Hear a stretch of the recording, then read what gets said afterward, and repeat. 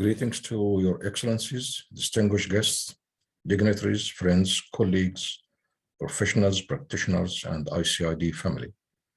I am proud and honored to be invited to address your conference, and I would like to thank His Excellency Surujuddin Muhriddin, Minister of Foreign Affairs, Republic of Tajikistan, for inviting me to attend the second International High-Level Conference on International Decade of Action, Water for Sustainable Development, 2018-2028 in Tajikistan. My apology for not being able to be physically present with you today due to other commitments.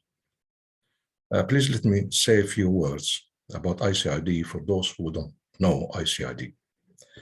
ICID is the International Commission on Irrigation and Drainage, is a leading scientific, technical, and professional not-for-profit international organization working as knowledge-sharing platform dedicated to improving the status of agricultural water management practices. When established in 1950, ICID was at the forefront of the Green Revolution after World War II. ICID is a unique organization as it is the only organization exclusively working in the field of irrigation and drainage. ICID has a network that consists of more than 120 countries. Tajikistan is an active member of ICID.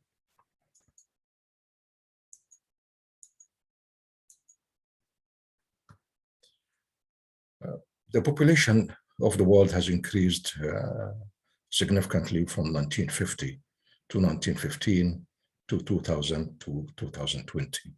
And that increase on population of the world was accompanied by a drop in per capita water share. And in 1950, the water share per person was about 12,050 cubic meter, expected to be 4,580 cubic meter per year by 2050. And that's actually a quite significant decrease in per capita share for fresh water. And also we notice there is a gap currently between water supply and the demand, and this actually gap is widening over the time, and it will be a bigger gap in the future. And this gap has been noticed in so many countries. This is example from Italy, and also in the UK and Cyprus and so on. So globally, we have a gap between the water supply and water demand. The current challenges that we have is that by 2050, world population is expected to increase from 6 to 9 billion. Subsequently, the food demand is expected to increase by 100%, requiring more irrigation water. Globally, and on average, irrigation consumes 70% of freshwater resources. Water consumption is expected to increase by 50%, increase global energy demand by 30 to 40%, and the irrigation requires also high energy. The climate change predicted increased and reduced rainfall in different parts of the world, subsequently reduced runoff, river flow, and groundwater recharge.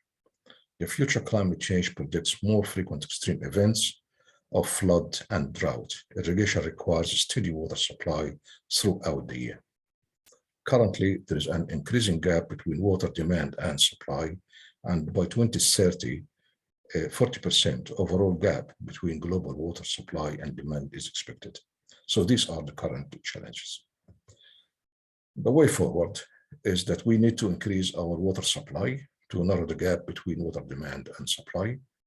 And that can take place by water harvesting, more storage reservoirs, use of non-conventional water resources such as treated wastewater, sun and brackish water, drainage water, fog and cloud rain harvesting, and more. There is a need for us to increase the water use efficiency and water productivity. Irrigation globally consumes 70% of total freshwater resources, and we need to use more efficient irrigation systems such as drip, subsurface drip, nano irrigation, for example, like ultra low pressure drip and varying irrigation rates, center pivot, and low level sprinklers as well. We also need to produce more crop per drop per kilowatt per unit area of land.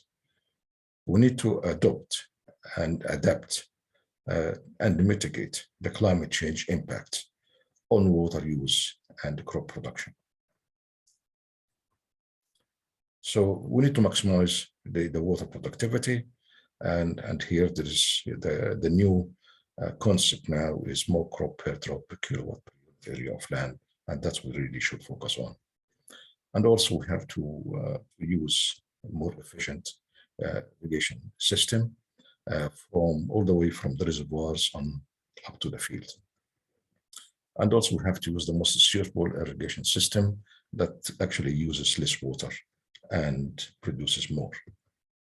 And this is an example of the nano irrigation systems, subsurface drip irrigation, where we can actually save a huge amount of water. And this is compared to the drip irrigation would save more energy and water. Another system of nano irrigation system is also the ultra low drip irrigation system, low in pressure, low in energy, and also more efficient in water use. And also we can apply the center pivot irrigation system at varying rates, and by this we can use the water more wisely, saving more water and saving energy. And I wish you really all a very successful conference, and thank you for inviting me to give this presentation. Thank you very much.